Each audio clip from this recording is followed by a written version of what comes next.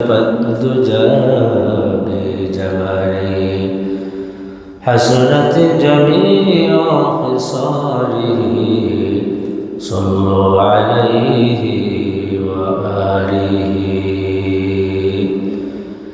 दिन को सूरज डूब रहा है हम लोगों के सामने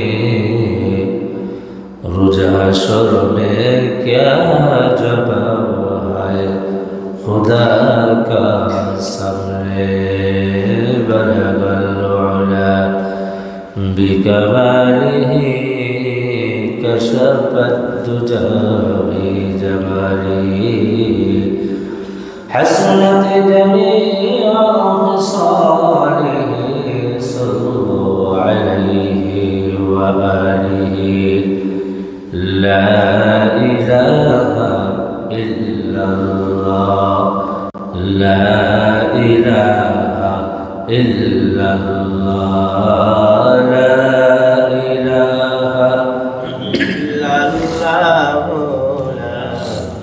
इलाहा इल्लल्लाह ला इलाहा इल्लल्लाह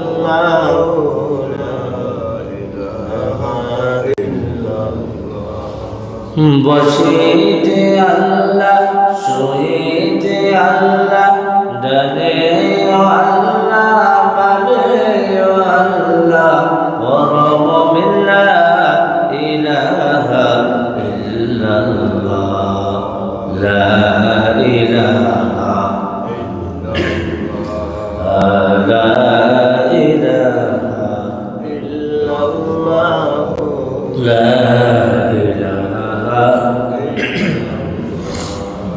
لا إله إلا الله لا إله إلا الله জিকির কর বেশি বেশি করে দিল যে হবে তরু তাজারে জিকির কর বেশি বেশি করে দিল যে হবে তোমার তরু তাজারে সাকরাত নিদান কারো হইবে আসান বড় পবিল্লা ইলাহা ইল্লাল্লাহ লা ইলাহা ইল্লাল্লাহ লা ইলাহা ইল্লাল্লাহ লা ইলাহা ইল্লাল্লাহ লা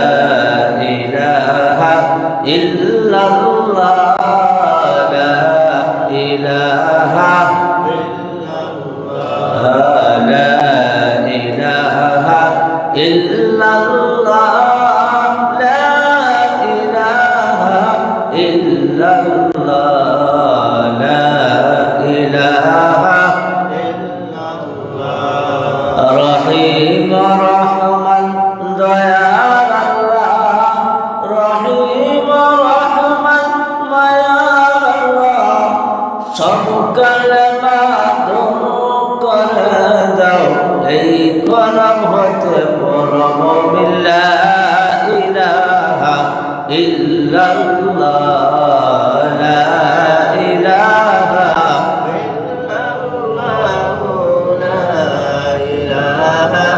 ইল্লাল্লাহ লা ইলাহা ইল্লাল্লাহ লা ইলাহা ইল্লাল্লাহ লা মুহাম্মাদুর রাসূলুল্লাহ সাল্লাল্লাহু আলাইহি ওয়াসাল্লাম আলহামদুলিল্লাহ নামাজি মুসল্লি ইকরাম আল্লাহ পাকের শুকর যে মহান রব্বুল আলামিন আপনাকে আমাকে মনোনীত করে আল্লাহর প্রিয় বান্দা হিসেবে সবার আগে মসজিদে আসার জন্য কবুল করেছেন এই জন্য সকলে বলেন আমিন। তার সাথে সাথে অন্তর হস্ততে মহান রব্বুল আলামিনের শিকানো ভাষায় কালিমাতুল শুকর আদায় করি। সকলে পড়ে নেই আলহামদুলিল্লাহ। আমি আপনাদের সামনে কোরআনুল কারীম হতে একটা আয়াত নবীজির হাদিসের ভান্ডার থেকে হাদিসের একটা অংশ বিশেষ তিলাওয়াত করেছি। দুটোর সামনে রেখে কিছু কথা বলতে চাই। ওমা তাওফীক ইল্লা বিল্লাহ। আল্লাহ পাক মানুষকে এতটাই মহব্বত করেন, পছন্দ করেন যে কোনো মানুষ যদি, কোনো ইনসান যদি আল্লাহ তাআলার সন্তুষ্টির জন্য একটা নেক আমল করে, ওই নেক আমলের বদলতে আল্লাহ তাআলা খুশি হইয়া বান্দার জন্য কয়েক গুণ নেকির সওয়াব তার বাড়ায় দেওয়া। বলেন সুবহানাল্লাহ।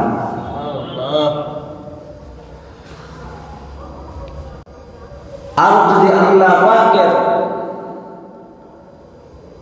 কোন বিধিবিধান লঙ্ঘন করে গুনাহ করে,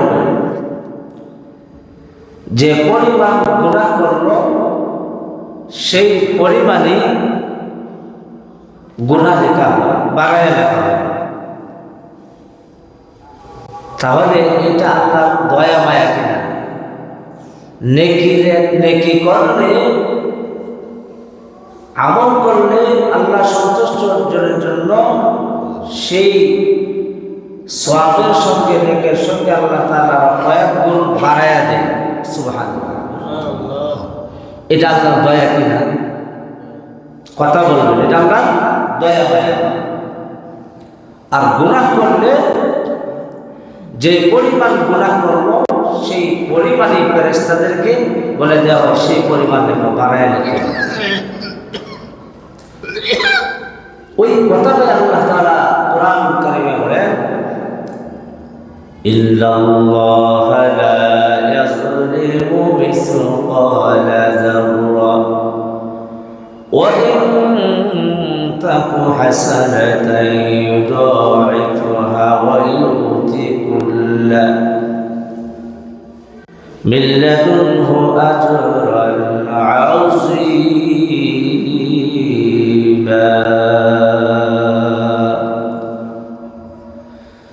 নিশ্চয়ই আল্লাহ তাআলা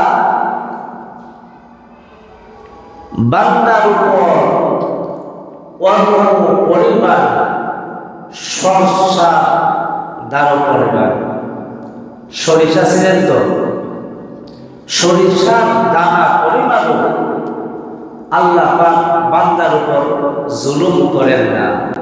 বলেন আল্লাহু আকবার। বান্দার উপর যেহেতু জুলুম করেন না, সরিষা পরিমাণও বরং আল্লাহ বলেন ইন তাকু হাসানাতান ইউদাইফুহা, বরং বেশিরভাগ গুনাহগুলাই আল্লাহ তাআলা মাফ করিয়া দেবেন। সুবহানাল্লাহ। আর যদি কোনো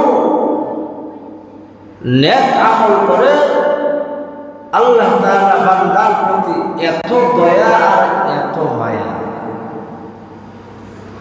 নেক আমল করার কারণে আল্লাহ পাক খুশি হইয়া বান্দার প্রতি সেই নেক আমলের সঙ্গে ফেরেশতাদেরকে বলে দেওয়া হয়, হে ফেরেশতারা, এই বান্দার প্রতি আমি খুশি হয়েছি, নেক আমল করছে, আমার সন্তুষ্টির জন্য, আমি আল্লাহরে খুশি করার লাগিয়া নেক আমল করছে, কয়েক গুণ এই নেক আমলের সাথে আমার পক্ষ থেকে কয়েক গুণ সওয়াব বাড়ায়া যায়।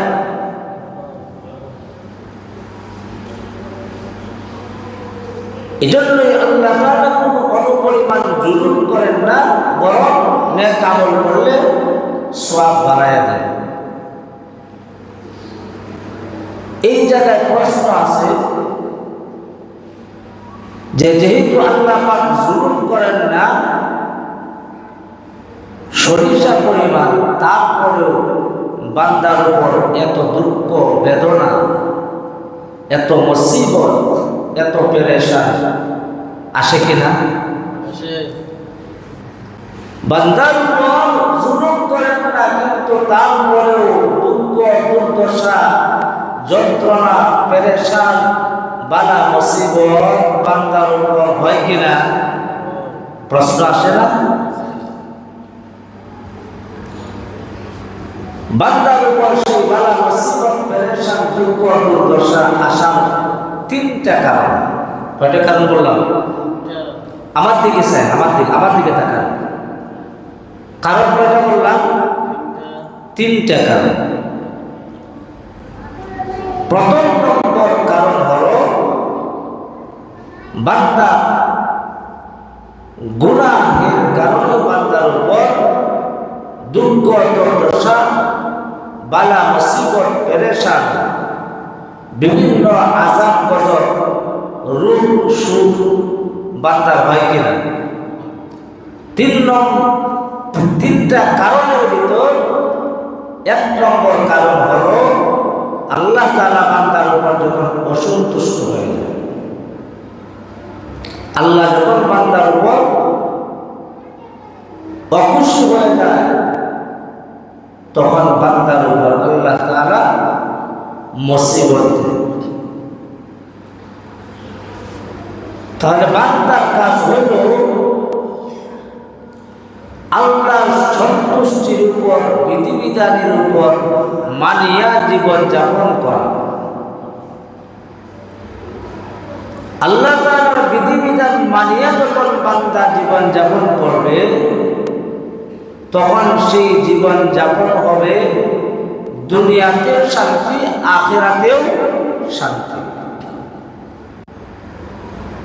আর আল্লাহর বিধিবিধান যখন বান্দা লঙ্ঘন করবে, নাফরমানি করবে, গুনাহ করবে, তখন দুনিয়া রোগ সুখ আযাব গজব বালা মুসিবত এগুলা হচ্ছে দুনিয়া আগুন, আর আখিরাতের আগুন তো রয়ে গেছে।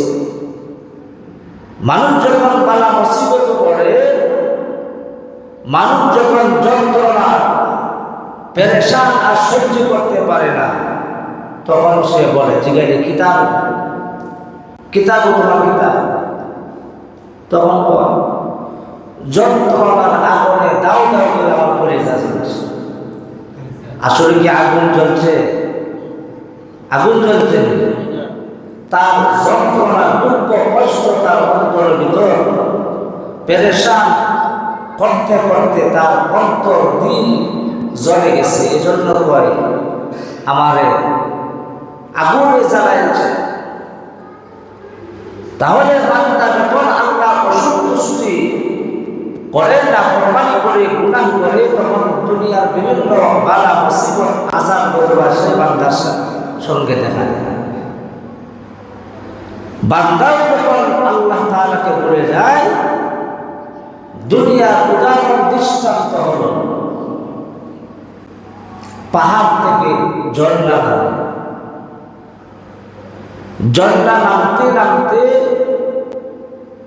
এক সময় দেখা যায় এই ঝর্ণার পানি বড় নদী হয়ে গেছে। কি বলেন, ঠিক না বেটি? ঝর্ণা যখন হয়, পানি আস্তে আস্তে বড় নদী হয়ে যায়। এখন নদী বড় হওয়ার কারণে বলবে এখন তো আমি একলাই 100, এখন আমার আর ঝর্ণার প্রয়োজন নেই, আমার পানি তো আছে। বলেন এই পানি কি বেশি দিন থাকবে? ঝর্ণাকে যদি নদী ভুলে যায়, তখন এক সময় সেই নদী আস্তে আস্তে পানি বিলীন হয়ে সেই নদী মরে যায়। আছে না নাই? আপনারা এই মুন্সিগঞ্জের নদীর নাম কি? আগের লাহান আসেনি? আগের লাহান পানি হয় না। ঠিক তেমনি ভাবে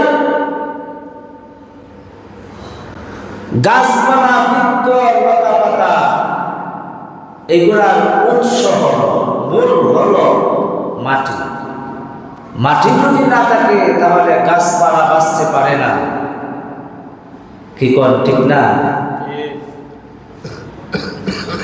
এমনিভাবে আমি যে এখন কথা বলছি কারেন্ট দ্বারা সেই বাল্ব চলছে, এটারও একটা মূল উৎস আছে। সেই মূল উৎসটা হলো পাওয়ার হাউস।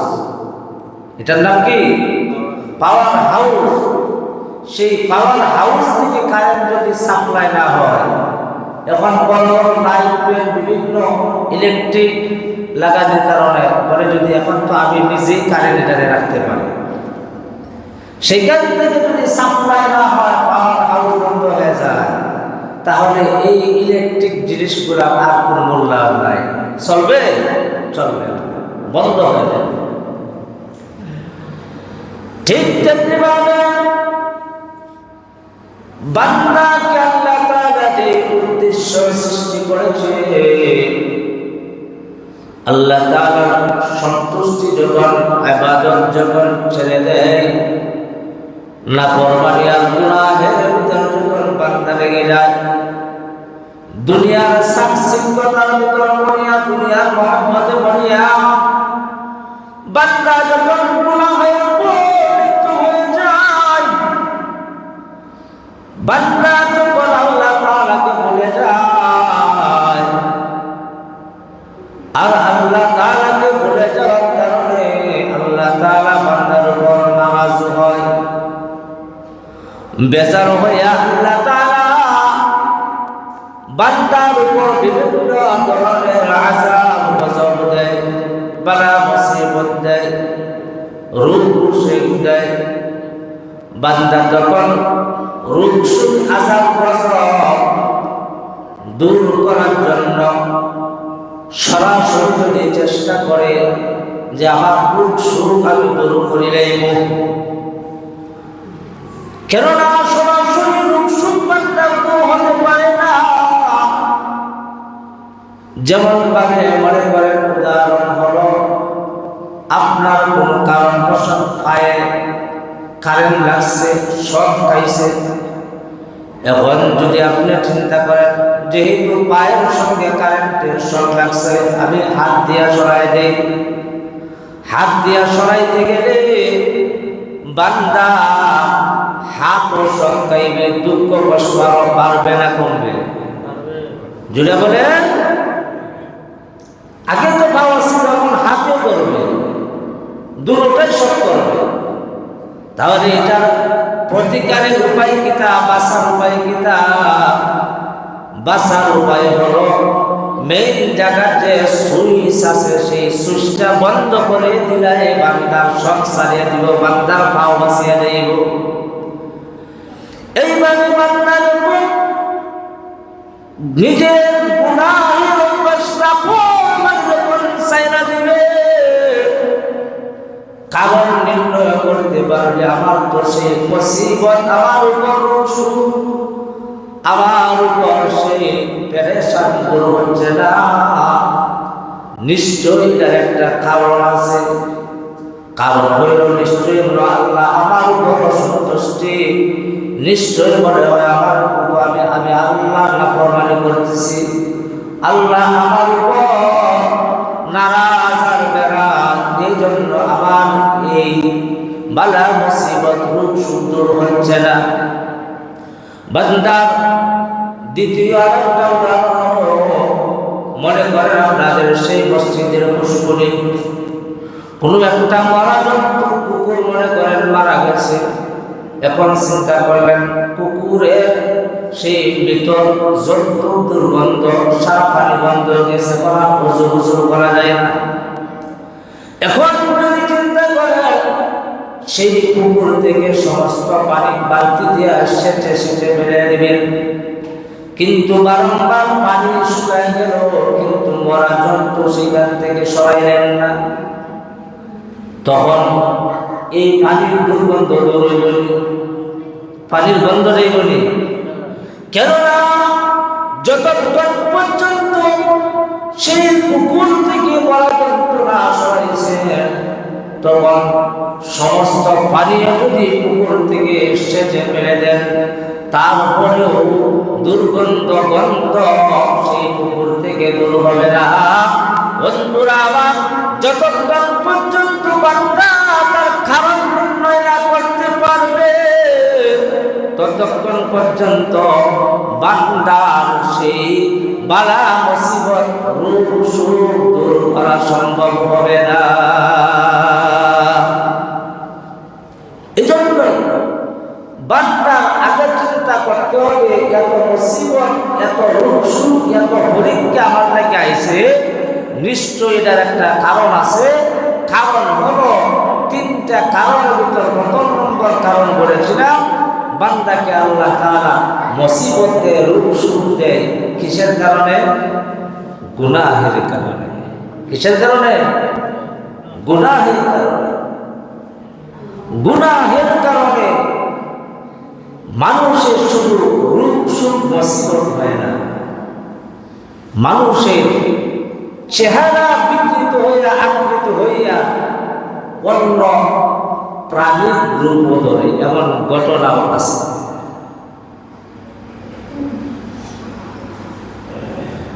মুজাদ্দিদ আশ-শাবানি রাহমাতুল্লাহি আলাইহি এক কিতাবের ভিতর লেখেন, ভারতের জব্বলপুর এক জায়গা, ওই জায়গার একজন মহিলা বিবাহ হয়েছে। বিবাহ হওয়ার পর সেই স্বামী স্ত্রীর আকাঙ্ক্ষা থাকে আমার যদি একটা সন্তান হতো। এই আশা সবে করে কিনা? কথা বলেন না, সবে করে কিনা? বিয়ার পরে চিন্তা করে আমার যদি একটা সন্তান হতো। তো দীর্ঘদিন হয়ে গেছে, এই মহিলার সন্তান হয় না। সন্তান না হইলে মানুষ ডাক্তারের কাছে যায়, কবিরাজের কাছে যায়, বিভিন্ন চিকিৎসা নিতে থাকে। বিশেষ করে মহিলারা পাগল পারা হয়ে যায় যে দীর্ঘদিন হয়েছে, বিয়া হয়েছে, এখনো আমি মা হতে পারলাম না। এর চাইতে আর দুঃখ হতে পারে না। সেই মহিলা দীর্ঘদিন হয়ে যাওয়ার পর যখন কোনো সন্তান হচ্ছে না, তখন সেই মহিলা ডাক্তারের চিকিৎসা শরণাপন্ন হয়েছে, চিকিৎসা নিছে, কিন্তু কাজ হয় না, সন্তান হয় না। দ্বিতীয় চেষ্টা করলেন, এক কবিরাজের কাছে গেল, কবিরাজ তাবিজ কবর জাল দিয়ে দিল, একটা সময় বেঁধে দিল, এতদিন সময় পর্যন্ত আপনি চিকিৎসা করেন। যার তাবিজ কবরের মাধ্যমে মহিলার কোনো সন্তান হয় না। মহিলার বুকের ভিতরে দাও দাও করে আগুন জ্বলে। দীর্ঘদিন হয়ে গেল, এতদিন পর্যন্ত ডাক্তারের চিকিৎসা করলাম, কবিরাজের চিকিৎসা করলাম, সকল চিকিৎসাই তো করলাম, কিন্তু এখন পর্যন্ত আমি মা হতে পারলাম না। এই দুঃখ যন্ত্রণায় রাত দিন সবাই কাটছে, দিলের ভিতর শান্তি পাচ্ছে না, সদা সর্বদা অশান্তি বিরাজ করছে। হঠাৎ একদিন গ্রামের ভিতরে বাৎসরিক মেলা হয়। মেলা হয় না? মেলার ভিতরে একজন গণক হিন্দু সন্ন্যাসী গনে গনে গণকটা অগ্রিম কথা বলে দিতে পারে, এরকম মুসলমানদের ভিতরেও বিশ্বাস আছে না নাই? আছে। কিন্তু এটা কোনো সহিহ তরিকা না, এটা কোনো কোরআন কিতাব দ্বারা সাবিত না। এই জন্যই সেই বেলার ভিতরে মহিলা শুনতে পাইল হিন্দু সন্ন্যাসী আইসে গণক, সে গনে গনে তাবিজ কবজ দিলে সন্তান হবে। মহিলা যখন এই খবর শুনল, ঘর থেকে পাগলের মতো পাগলের বেশে ছুটে যায় সেই হিন্দু সন্ন্যাসীর গণকের কাছে।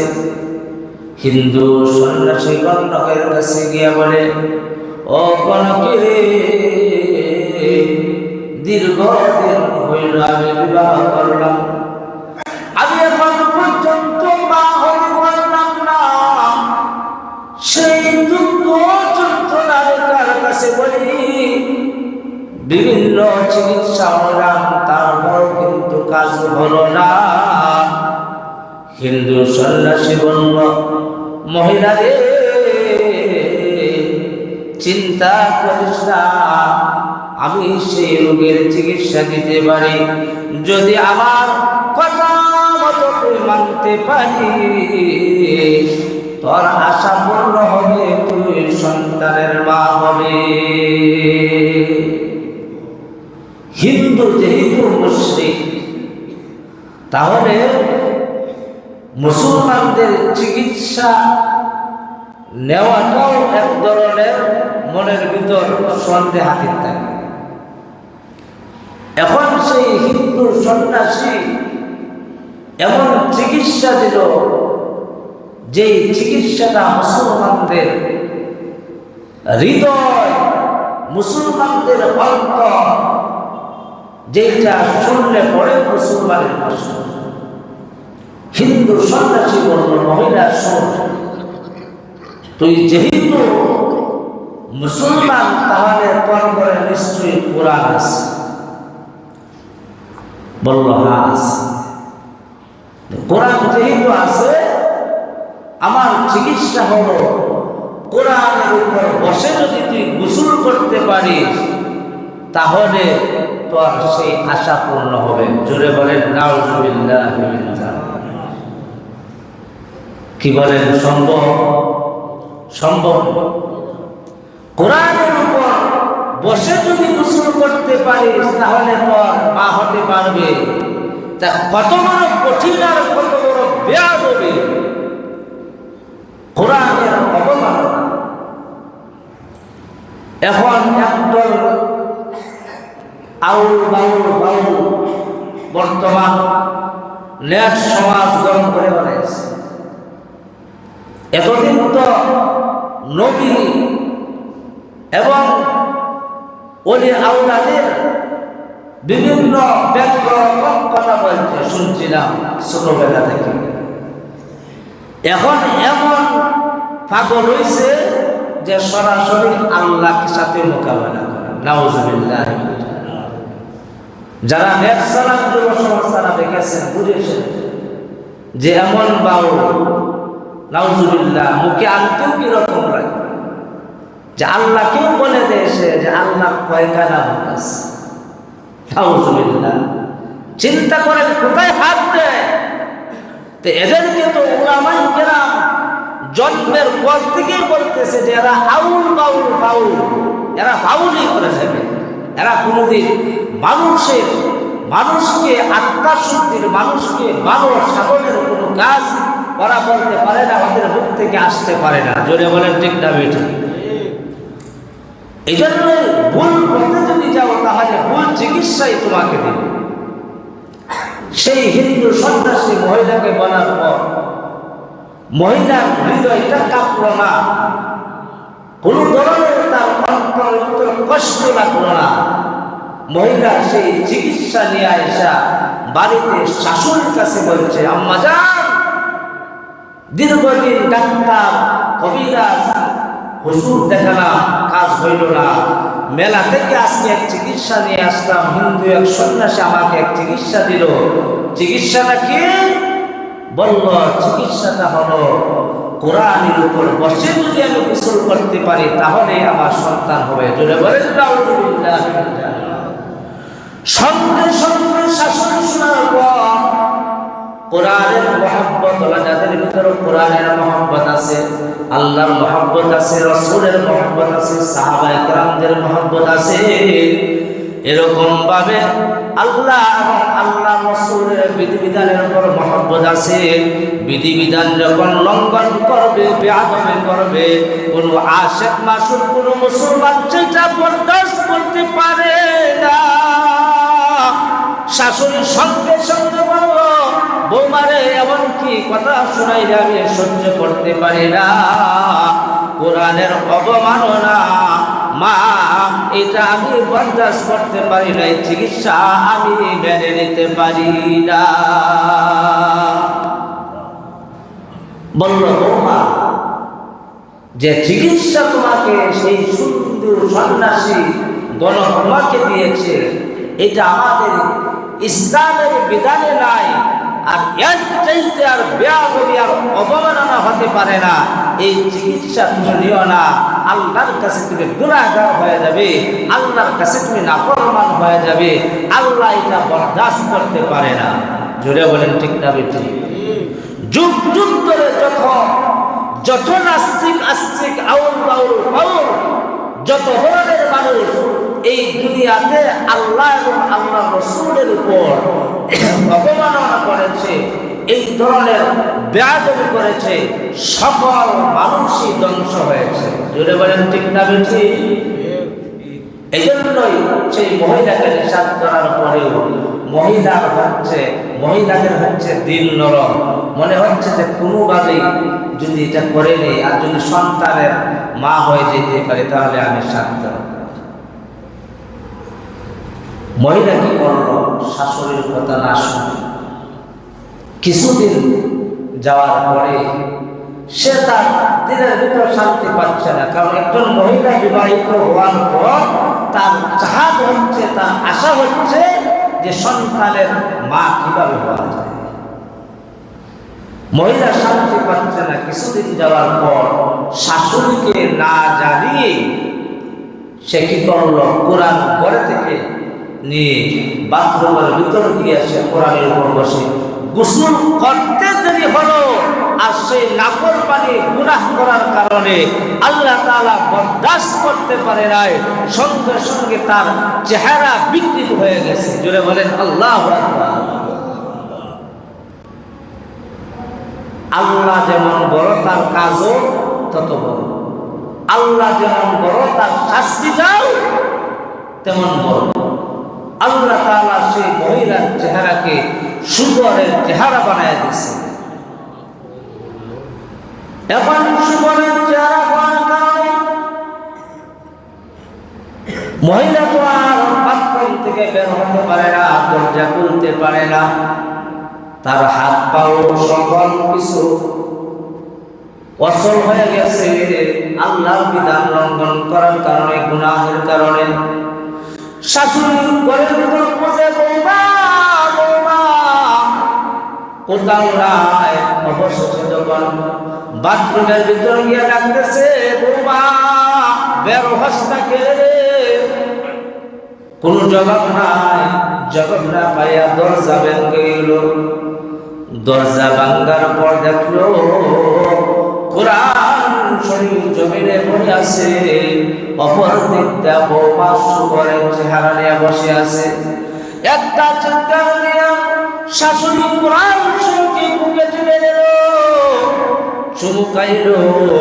ও মুসলমান ভাই, ইমানদারেরা শোনো, যারা প্রকৃত আশিকের বাসুর ইমানদার মুসলমান, তারা কোরআনকে বুকে নেয়, আলেম ওলামাদেরকে বুকে নেয়, ইমানদার মুসলমানদেরকে বুকে নেয়, আল্লাহ এবং আল্লাহ রাসূলকে বুকে নেয়, নিয়ে তাদের সাথে সম্পর্ক বাড়ায়, চুমু খায়, হাত মেলায়, দোয়া নেয়।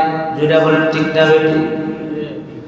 আর যারা অমুসলমান, যাদের বিশ্বাস নাই, ইয়াকিন নাই, তারাই সেরকম নাফরমানি করে। ঘর থেকে যখন মহিলা বাথরুম থেকে যখন শুকরের চেহারা নিয়ে বাইরে আসলো, আয়েশা দরজার সামনে বসে আছে, আর শাশুড়ি মা চোখের পানি ছেড়ে দিয়ে কাঁদতেছে, বৌমা রে কি কাজ করলে? আল্লাহ তাআলা এটা বরদাস্ত করতে পারলো না। হে বৌমা রে, আমি আগেই বলেছিলাম এমন জায়গায় হাত দিও না যে জায়গায় আল্লাহ তাআলা বরদাস্ত করতে পারবে না। কিছু বেয়াদব আছে, আল্লাহর নিয়ামত পাইয়াও আল্লাহর সঙ্গে তুলনা করে, আল্লাহকে গালি দেয়। কিছু বেয়াদব আছে না নাই? এই বেয়াদবটাই হলো আউল বাউল ফাউল। এখন সেই মহিলা বৌমাকে শাশুড়ি বলতেছে আর বৌমা কোনো জবাব দিতে পারে না। আল্লাহ তাআলা গুনাহের কারণে চেহারা বিকৃত করে দিয়েছে, শুকর অবস্থায় বসে আছে। স্বামী আসছে, আয়েশা বলতেছে মা ঘরের দরজার সামনে শুকর বসে আছে, তোমরা কি দেখো না? তখন মা ঘর থেকে বের হয়েছে, চোখের পানি ছেড়ে দিয়ে কান্দে, বাবা রে বড় দুঃখের বিষয়, পরিতাপের বিষয়, কি বলবো, যেটা দেখতাছ এটা তো শুকর নয়, এটা তোমার নিজের স্ত্রী। ঘটনা যখন খুলে বলল, স্বামী তখন রাগান্বিত হইয়া নিজের ঘর থেকে বন্দুক বের করলো, কি আর রাখা যাবে না। মা বলল না রে না বাবা, তুই এটা করিস না, আল্লাহ তাআলা যে শাস্তি দেওয়ার সেটা শাস্তি হয়েছে। আল্লাহ তাআলা মানুষের আকৃতি বদলায়া দিয়া শুকরের চেহারা দিছে, বুঝছ না রে বাবা, আল্লাহ শাস্তির উপরে কোনো শাস্তি নাই, ধৈর্য ধর।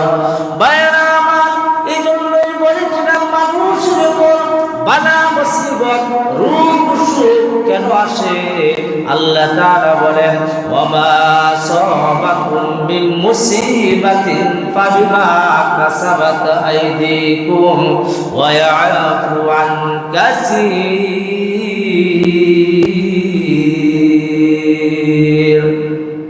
তিনটা কারণের ভিতর একটা কারণ হলো মানুষের উপর বলে যে আমার পেরেশান আর এইগুলা রোগ দূর হচ্ছে না। যতক্ষণ পর্যন্ত বান্দা তোমার কৃতকর্ম নাফরমানি না ছাড়বা, ততক্ষণ পর্যন্ত আল্লাহ তোমাকে একটার পর একটা মুসিবত দিতেই থাকবে। এই জন্য ভাইয়েরা আমার নিজের জীবনের আগে গুনাহকে পরিত্যাগ করতে হবে, গুনাহ ছাড়তে হবে। গুনাহ ছেড়ে দিয়ে আমি আল্লাহ তাআলার বিধিবিধানকে আমি আঁকড়ে ধরি, আল্লাহর হুকুমকে আঁকড়ে ধরি। বন্ধু যখন বন্ধুর কাছে যায়, রাগ গুসা হয় না মাঝে মাঝে, গিয়া যখন বুকের সাথে জড়ায় ধরে, বন্ধু ভুল হয়ে গেছে, বন্ধু খুশি হয়ে বাদ দিলাম, যা আগের মতো আবার চলা শুরু করে দিই। জোরে বলেন সুবহানাল্লাহ। আল্লাহ তাআলা বলে বান্দা, আমি তোর উপর নারাজ ছিলাম, তুই আমার কাছে এসে গেছ, এখন তোর উপরে আমি গুলি করতাম না, তীর নিক্ষেপ করতাম না, তোরে আমি রহমত বরকতের করে তোর আমি তুলে দিলাম। জোরে বলেন সুবহানাল্লাহ। ভাইয়ারা আমার, জীবনের সমস্ত গুনাহের উপর তওবা করিয়া আল্লাহর বিধিবিধানকে আঁকড়ে ধরি, মানার তৌফিক দান করুন। সকলে বলেন আমিন। ওয়া আখিরু দাওয়ানা আলহামদুলিল্লাহি রাব্বিল আলামিন। সাল্লাল্লাহু আলা সাইয়্যিদিনা মাওলানা মুহাম্মদ ওয়া আলা